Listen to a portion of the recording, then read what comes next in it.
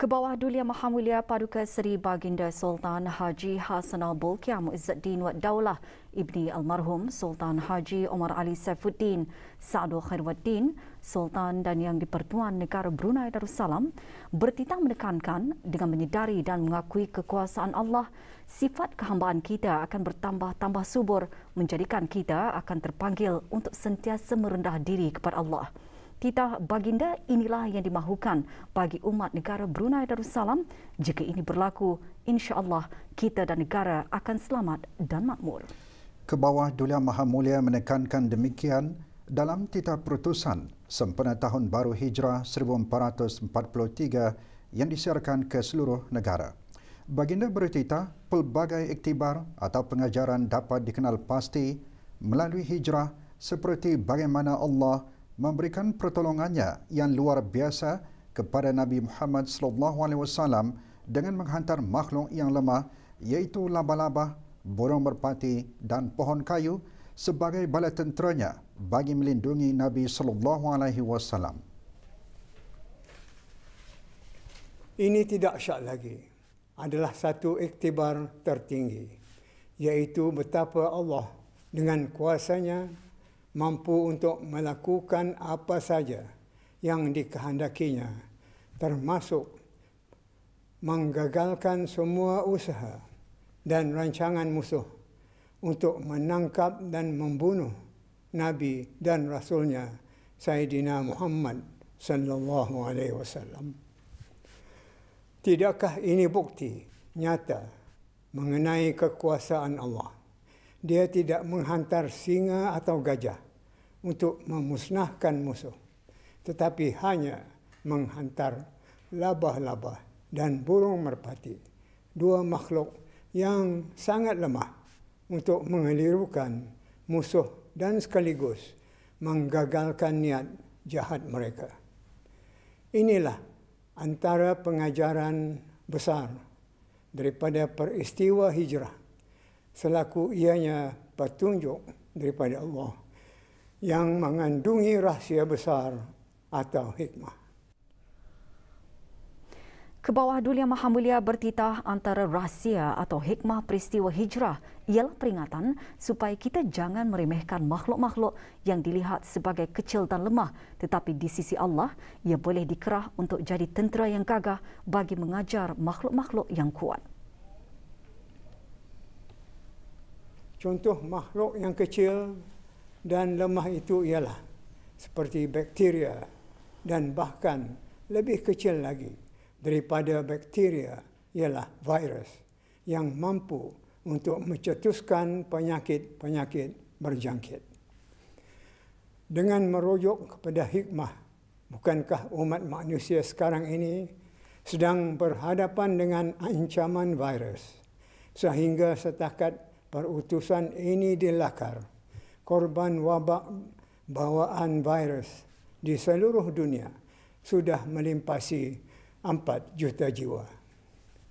Jadi di manakah kekuatan manusia berbanding dengan virus, makhluk yang sangat halus lagi lemah itu? Di sini kita juga boleh belajar dari sejarah Namrud, penguasa yang melontarkan Nabi Ibrahim alaihissalam ke dalam api yang bernyala-nyala, di mana penguasa yang kejam lagi gagah ini telah ditakdirkan mati di tangan seekor nyamuk yang diutus oleh Allah sebagai tenteranya. Begitulah jika Allah berkehendak, makhluk yang lemah boleh saja memusnahkan atau mengharu birukan makhluk yang kuat dan gagah. Demikian antara iktibar yang boleh diambil daripada sejarah hijrah.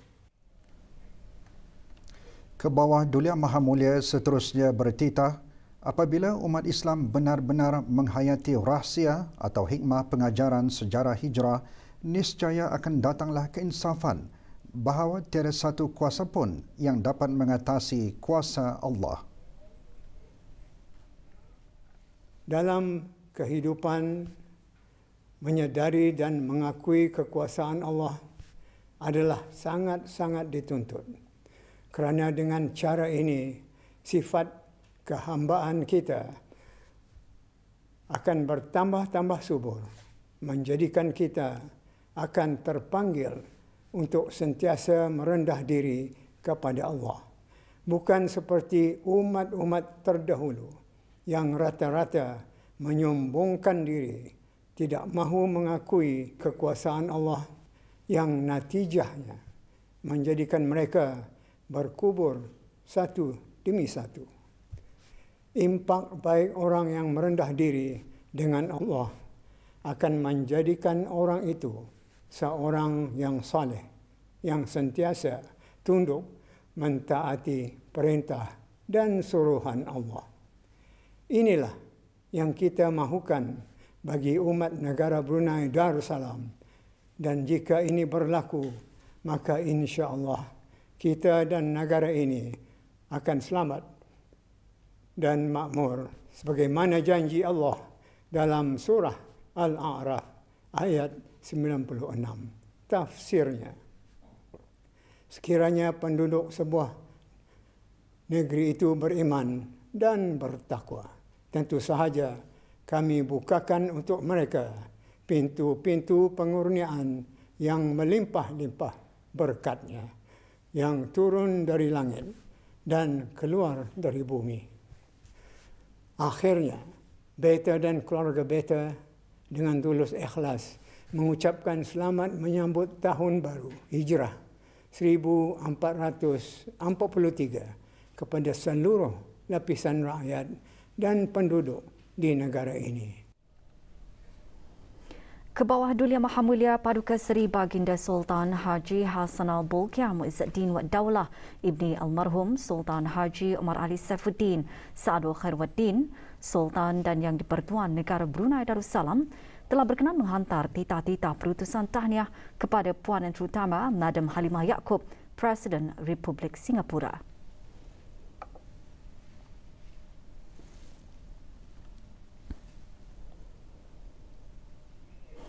Dan Tuan yang terutama Lee Hsien Loong, Perdana Menteri Republik Singapura serta Kerajaan dan Rakyat Republik Singapura bersempena dengan ulang tahun Hari Kebangsaan Republik Singapura yang ke-56.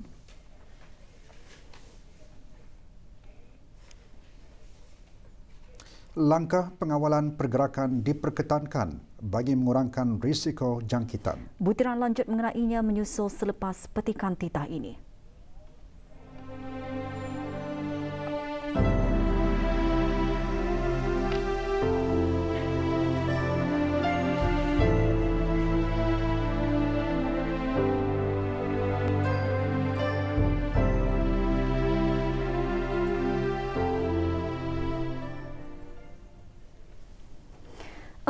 Dua kes baru jangkitan COVID-19 dilaporkan hari ini di negara Brunei Darussalam menjadikan jumlah keseluruhan kepada 406 kes.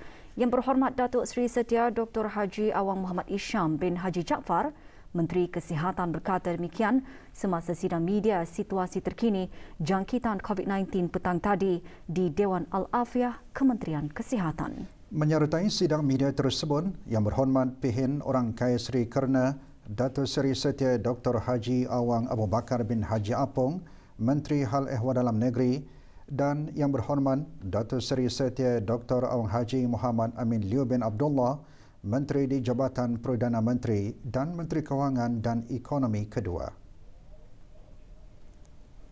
4 kes baru ada kaitan dengan kluster total yang dilaporkan semalam. 29 lagi kes baru ada kaitan dengan kes 363 yang dilaporkan kemarin. Kluster ini sekarang dikenali sebagai kluster Chong Hua KB. 5 kes baru ada kaitan dengan kes 364 yang dilaporkan semalam juga. Kluster ini sekarang dikenali sebagai kluster ABCI. 4 lagi kes baru adalah kes import yang merupakan sebuah keluarga yang tiba dari Afrika melalui Kuala Lumpur pada 30 Julai 2021. Pengesanan kontak bagi semua kes-kes baru ini masih giat dijalankan. Semua kontak terdekat yang dikenal pasti akan diarahkan untuk menjalani kuarantin mandatory dan ujian RT-PCR SARS-CoV-2. Dengan pengesanan kes-kes terbaru ini, terdapat 38 kes jangkitan tempatan telah dikesan di negara Brunei Darussalam pada hari ini. Sementara itu, 11 kes telah disahkan sembuh di Pusat Pengasingan Kebangsaan, membawa kepada jumlah kes yang sembuh sebanyak 305 kes.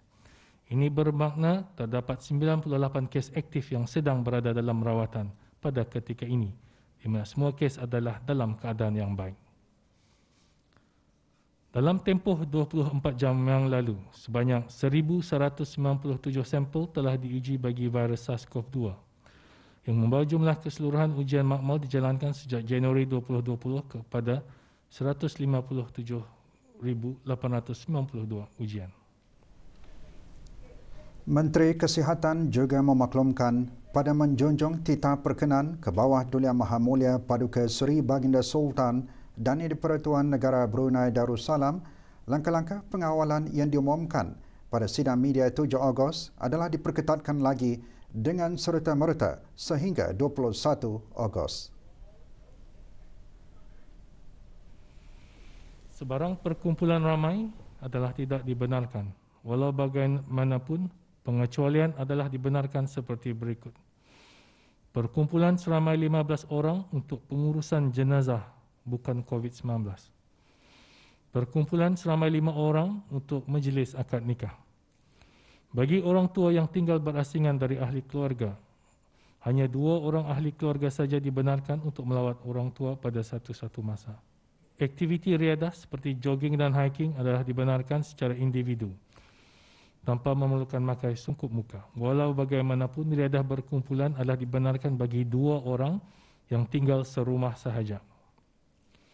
Semua pegawai dan kaki tangan, sama ada kerajaan ataupun swasta, dikehendaki melakukan work from home. Hanya petugas-petugas yang benar-benar diperlukan sahaja yang dibenarkan keluar ke tempat kerja, seperti petugas barisan hadapan, seperti sektor kesihatan, sektor keselamatan, sektor perhotelan dan sektor pengangkutan. Sektor keperluan harian untuk makanan, perniagaan runcit. Sektor kemudahan dan utility, elektrik, air, telekomunikasi. Petugas di sempadan dan pintu-pintu masuk ke negara Brunei Darussalam. Sektor minyak dan gas dan hiliran. Sektor pembinaan. Sektor agri, makanan dan perhutanan. Keluar rumah tanpa tujuan yang mustahak adalah tidak dibenarkan. Hanya 2 orang sahaja dari satu keluarga dibenarkan keluar untuk membeli barang keperluan harian. Berikutan dengan peningkatan jumlah kes dan kontak yang begitu banyak, Menteri Kesihatan menjelaskan kementerian tersebut sedang mencuba sedaya upaya untuk memberikan perkhidmatan yang sebaiknya kepada orang ramai. Dalam hal tersebut, Menteri Kesihatan menyeru kerjasama orang ramai untuk bersabar dan memahami keadaan perkhidmatan yang terpaksa memenuhi keperluan yang tinggi pada masa ini. Orang ramai diminta untuk bertutur dengan sopan, bertimbang rasa dan berhemah dengan petugas-petugas kesihatan dan barisan hadapan yang lain seperti talian nasihat kesihatan 148, hospital dan pusat kesihatan, pusat vaksinasi dan pusat swabbing. Kementerian Kesihatan tidak akan teragak-agak untuk mengambil tindakan undang-undang terhadap sebarang ancaman atau kekerasan yang dilakukan terhadap petugas-petugas kesihatan dan barisan hadapan yang lain. Sementara itu, orang ramai adalah dinasihatkan untuk tidak panik dengan keadaan wabak yang berlaku pada masa sekarang. Berikanlah ruang bagi pihak Kementerian Kesihatan untuk memberikan perkhidmatan yang sempurna dan berkesan dengan tindak mengunjungi kemudahan-kemudahan kesihatan tanpa tujuan. Berikan keutamaan kepada mereka yang benar-benar memerlukan perkhidmatan seperti orang-orang yang sakit dan kontak-kontak bagi kes-kes yang positif yang memerlukan ujian swab. Ujian swab tidak akan dilakukan kepada orang ramai yang tidak mempunyai tanda-tanda jangkitan dan tidak memenuhi kriteria ujian tersebut. Kementerian Kesihatan juga ingin sekali lagi mengingatkan orang ramai untuk mengimbas kod QR setiap kali keluar masuk dari mana-mana premis, di samping mengaktifkan fungsi Bluetooth semasa berada di tempat-tempat awam. Kerjasama orang ramai dalam perkara ini sangat membantu Kementerian Kesihatan untuk melaksanakan pengesanan kontak ataupun kontak tracing dengan segera dan berkesan. Dalam sidang media yang sama, Menteri Kesihatan juga menjelaskan meskipun buat masa ini denda tidak dikenakan kepada individu yang tidak mematuhi peraturan kawalan pergerakan yang ketat, namun orang ramai perlu lebih berdisiplin jika keluar rumah untuk mendapatkan barang-barang keperluan. Menurut Menteri Kesihatan, langkah kawalan pergerakan yang ketat adalah bagi mengurangkan pergerakan orang ramai ke tempat-tempat awam bagi mengurangkan risiko jangkitan atau dijangkiti.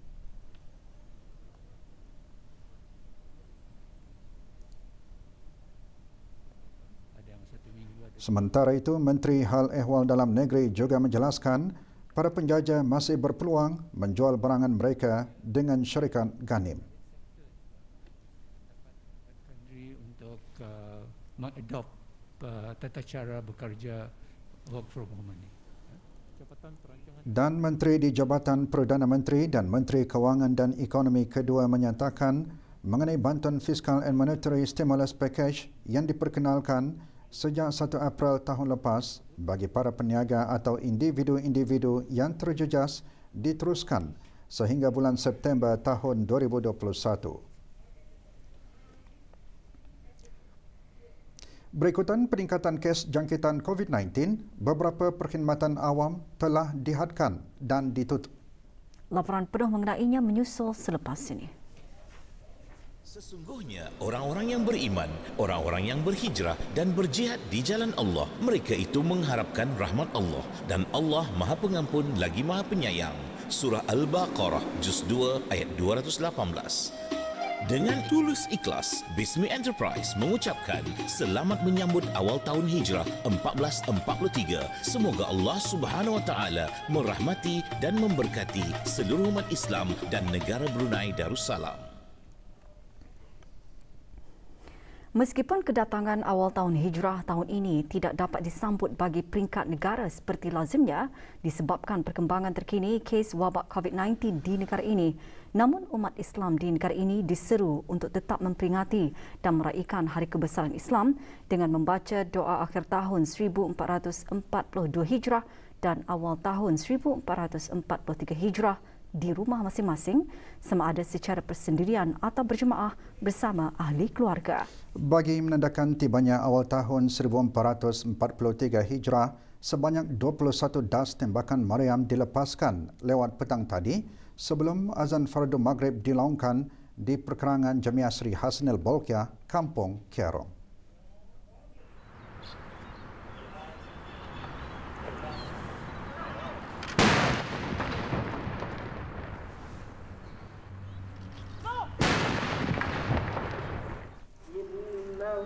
Masjid, surau dan balai-balai ibadat seluruh negara turut membacakan doa akhir dan awal tahun dengan menggunakan pembesar suara yang boleh didengar dan diikuti oleh orang ramai yang tinggal di sekitar kejiranan masjid, surau dan balai-balai ibadat berkenaan. Tema sambutan awal tahun 1443 Hijrah ialah belia berilmu dan beramal soleh pembangkit negara berkan.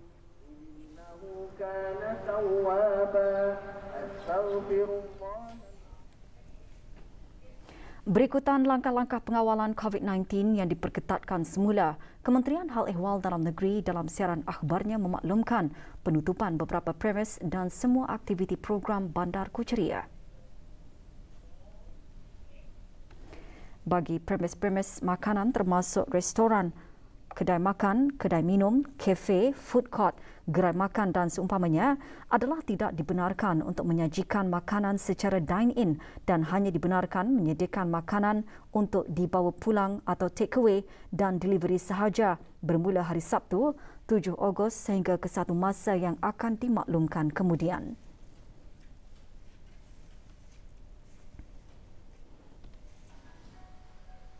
Pasar, tamu dan gerai di bawah kawalan jabatan-jabatan daerah dan jabatan-jabatan bandaran adalah masih dibenarkan untuk beroperasi dengan mematuhi garis panduan dan prosedur operasi standard SOP yang berjalan pada masa ini.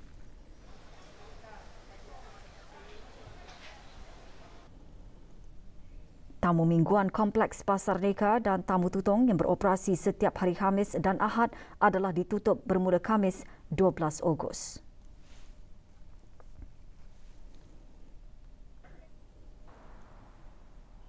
Premis-premis establishment kesihatan dan kecantikan seperti gimnasium, salon kecantikan, kedai gunting rambut, spa dan perkhidmatan urut adalah ditutup bermula Sabtu 7 Ogos.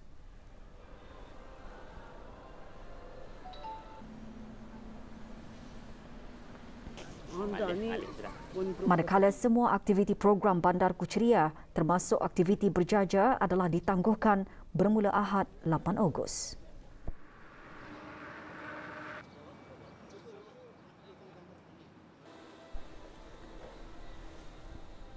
Semua pawagam di negara ini adalah tidak dibenarkan untuk menjalankan operasi perniagaan bermula hari Sabtu 7 Ogos.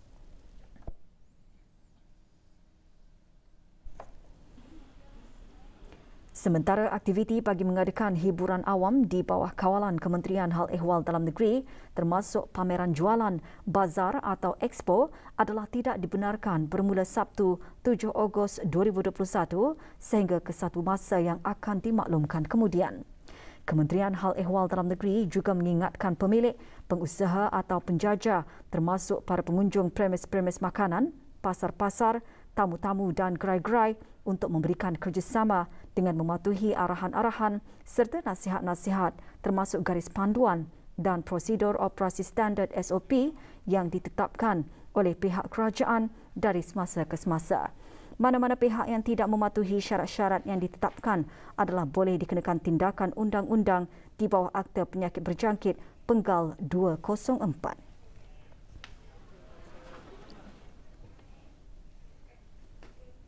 Sementara itu, sebagai langkah berjaga-jaga bagi memastikan kesejahteraan dan keselamatan para pelajar dan warga sekolah, Kementerian Pendidikan dan Kementerian Hal Ehwal Agama mengubah tarikh bermula cuti penggal kedua persekolahan daripada 12 September 2021 kepada hari Rabu 11 Ogos hingga hari Selasa 17 Ogos 2021.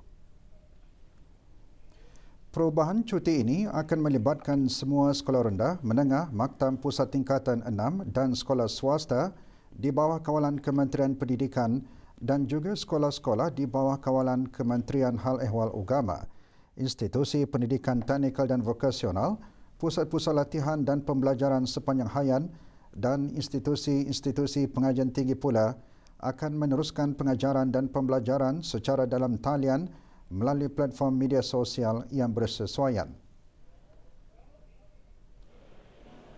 Manakala bagi pelajar yang sedang menjalani penempatan kerja dinasihatkan untuk mematuhi Business Continuity Plan BCP di tempat mereka menjalani penempatan kerja dan garis panduan latihan industri yang telah ditetapkan oleh institusi pengajian masing-masing.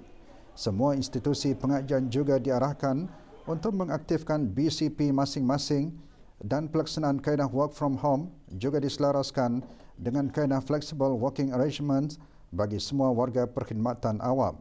Sebarang perkembangan terkini akan dimaklumkan melalui saluran rasmi media dan laman sesawang Kementerian Pendidikan dari semasa ke semasa tertakluk kepada perkembangan jangkitan pandemik COVID-19 ini serta nasihat daripada Kementerian Kesihatan yang akan dimaklumkan kemudian. Kementerian Pengangkutan dan Infokomunikasi dalam siaran akhbarnya memaklumkan pengemas kinian beberapa perkhidmatan di bawah kementerian berkenaan bermula hari ini 9 Ogos 2021 sehingga ke satu tarikh yang akan dimaklumkan kemudian. Perkhidmatan-perkhidmatan tersebut seperti yang tertera.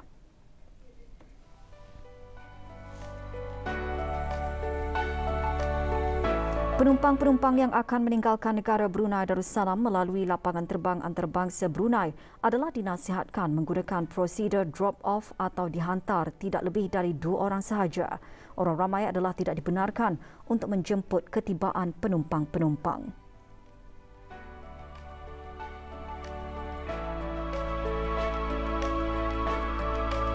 Sementara itu, waktu perkhidmatan di pejabat pos seperti yang tertera. Bagi memudahkan urusan, orang ramai adalah digalakkan untuk menggunakan aplikasi dan perkhidmatan dalam talian seperti Transport BN, Talian 123 serta penggunaan perkhidmatan portal GOVBN.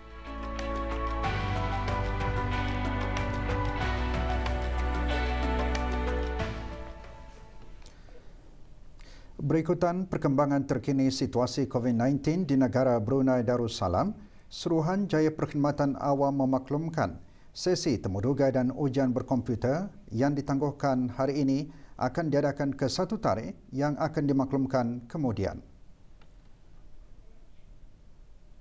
Sesi temuduga berkenaan adalah bagi jawatan-jawatan kerani kewangan, jabatan-jabatan kerajaan, pegawai tugas-tugas khas tingkat 2, Kementerian Hal Ehwal Agama, Juruteknologi Makmal, Jabatan Perkhidmatan Saintifik, Kementerian Kesihatan, Pembantu Perhutanan Rendah, Jabatan Perhutanan, Kementerian Sumber-Sumber Utama dan Pelancongan, Jurutera Jabatan Radio Televisyen Brunei, Jabatan Perdana Menteri. Dan bagi ujian berkomputer pula, bagi jawatan pegawai pelajaran, Kementerian Pendidikan, Penyelia Perhubungan Penumpang, Jabatan Penerbangan Awam, Kementerian Pengangkutan dan Info Komunikasi. Sebarang makluman lanjut bagi perubahan tarikh akan disampaikan melalui email para pemohon dan juga melalui media sosial Suruhanjaya Perkhidmatan Awam. Sebarang pertanyaan WhatsApp 737-1961 atau email query@spa.gov.bn. Pejabat Suruhanjaya Perkhidmatan Awam dalam siaran akhbarnya memaklumkan kaunter perkhidmatan dan PSC Recruitment termasuk mengimbas dan memuat naik adalah ditutup bermula hari ini. Tata cara dan tips-tips PSC Recruitment boleh diperoleh di akaun Instagram Pejabat Suruhanjaya Perkhidmatan Awam di psc.bn. Orang ramai juga boleh mendapatkan khidmat bantu melalui talian perhubungan WhatsApp 7371-961 semasa waktu bekerja atau email query@spa.gov.bn. Masih berkaitan untuk mengawal risiko penularan COVID-19 di negara ini, semua operasi perkhidmatan kaunter dan kompleks sukan JKR ditutup sementara mulai hari ini 9 Ogos 2021 sehingga ke satu tarikh yang akan dimaklumkan kemudian. Jabatan Kerja Raya Kementerian Pembangunan dalam siaran akhbar memaklumkan penutupan sementara adalah bagi perkhidmatan kaunter-kaunter semua daerah iaitu kaunter pembayaran bil air dan gas dan kaunter pemedulian pelanggan. Sehubungan itu, Jabatan Kerja Raya menyeru dan menyarankan para pelanggan untuk membuat pembayaran bil air melalui bank masing-masing secara dalam talian atau online, aplikasi telefon bimbit, mesin ATM dan CDM yang telah pun disediakan bagi pemegang akaun Bank Islam Brunei Darussalam BRBD, Baiduri Bank Berhad dan Bank Standard Chartered.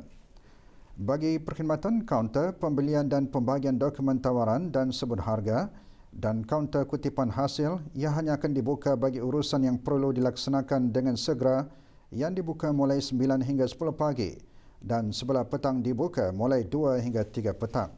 Sebarang aduan atau pertanyaan bolehlah dihadapkan ke alamat email pro@pwd.gov.bn atau watercustomer.svs@egc.gov.bn. Berikutan pengesanan kes jangkitan baharu COVID-19 di negara ini, semua individu tanpa mengira status vaksinasi dikendaki memakai sungkup muka pada setiap masa, terutama sekali apabila berada di dalam bangunan atau ketika berada di tempat yang sesak, sama ada di dalam atau luar bangunan. Menurut Kementerian Kesihatan, sesiapa yang gagal mematuhi arahan pemakaian sungkup muka tersebut boleh dikenakan denda kompaun sebanyak RM100 di bawah bab 62(a) Akta Penyakit Berjangkit Penggal 204. Semasa tinjauan kru RTB ke tempat-tempat awam hari ini, rata-rata orang ramai mematuhi arahan Kementerian Kesihatan untuk melaksanakan tanggungjawab sosial masing-masing dengan memakai sungkup muka bagi melindungi diri sendiri dan orang lain dari tularnya jangkitan wabak COVID-19.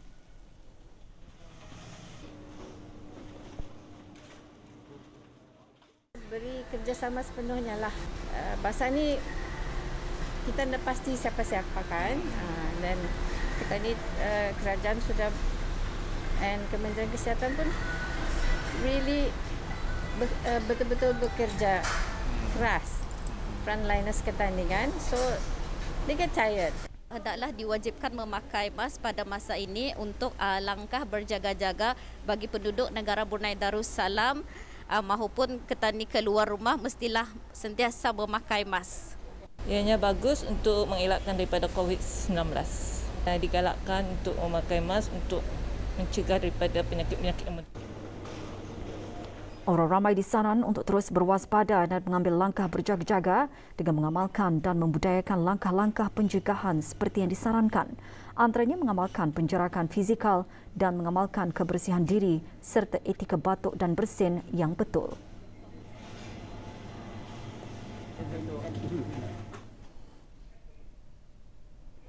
Jabatan Imigresen dan Pendaftaran Kebangsaan juga memaklumkan waktu perkhidmatan kaunter di Ibu Pejabat Jabatan Imigresen dan Pendaftaran Kebangsaan dan pejabat-pejabat cawangan di daerah lain akan dibukakan mulai 8 pagi hingga 11 pagi dan 1.45 petang hingga 3 petang bagi bahagian-bahagian di perkhidmatan kaunter yang masih beroperasi di Ibu Pejabat dan perkhidmatan kaunter yang masih beroperasi di pejabat cawangan dengan menghadkan jenis perkhidmatan dan jumlah keramaian pada satu masa. Perkhidmatan kaunter yang masih beroperasi di Ibu Pejabat ialah bahagian kad pengenalan pintar, kelahiran, kematian dan anak angkat, pas kerja asing, visa, lawatan dan diplomatik serta penguatkuasaan undang-undang. Bagi pejabat cawangan daerah Tutong, Temburong dan Belait, perkhidmatan yang masih beroperasi ialah bahagian kad pengenalan pintar, kelahiran, kematian dan anak angkat, pas kerja asing serta visa, lawatan dan diplomatik. Walau bagaimanapun, perkhidmatan kaunter dibuka bagi orang ramai yang sudah menempah slot temujanji manakala secara walk-in adalah ditiadakan.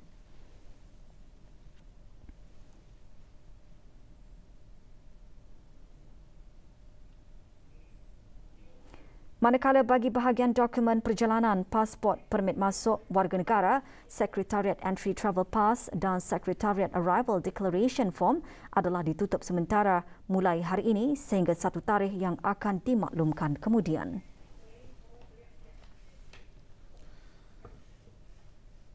Usaha bagi meningkatkan peranan belia ASEAN dalam mewujudkan pembangunan lestari dirumuskan semasa Forum Belia ASEAN ke-11 yang diadakan secara maya kemarin.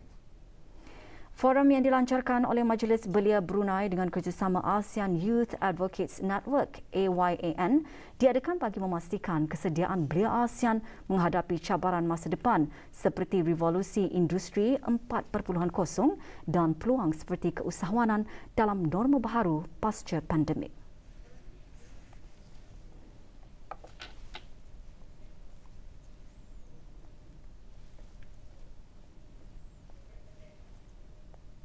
Program bertema Future Ready in the New Normal disertai oleh 75 perwakilan yang terdiri daripada belia dari 10 negara anggota ASEAN, sementara 100 peserta lain turut serta sebagai pemerhati dalam sesi forum.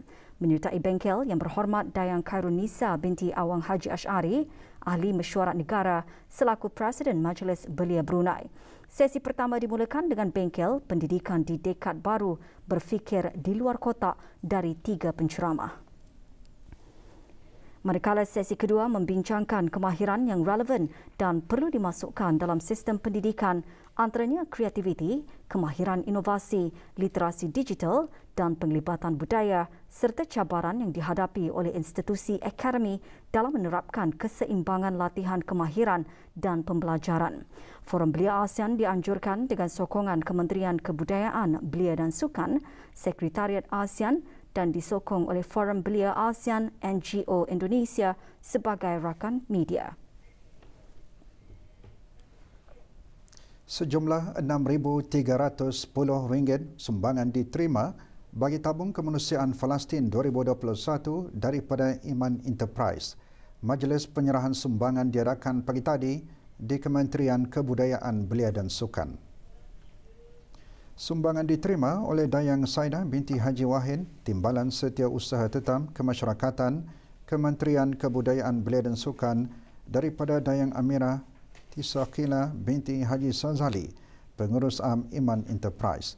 Sumbangan merupakan kumpulan wang derma daripada kutipan peti tabung dan juga hasil kutipan aktiviti amal melalui Majlis Haiti Amal bersama Mu Palestin yang diadakan pada 1 Ogos 2021 di Hotel Centrepoint, Gadong.